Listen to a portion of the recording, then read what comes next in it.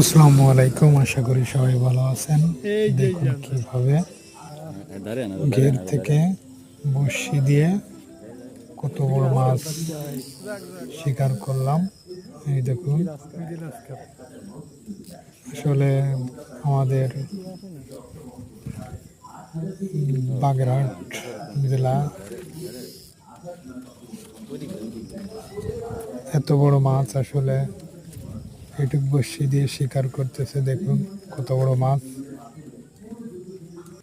আসসালামু আলাইকুম, আশা করি সবাই ভালো আছেন। দেখুন কিভাবে বড়শি দিয়ে ঘের থেকে মাছ শিকার করতেছে। দেখুন আসলে চারিদিকে পানি হয়ে গেছে।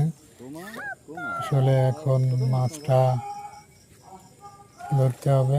এই দেখুন, মাছটা ধরার সময় আপনি বড়শি দিয়ে যদি মাছ ধরেন তাহলে আগে কতক্ষণ সুতোগুলো ছেড়ে দিতে হবে, কতক্ষণ পানির ভিতরে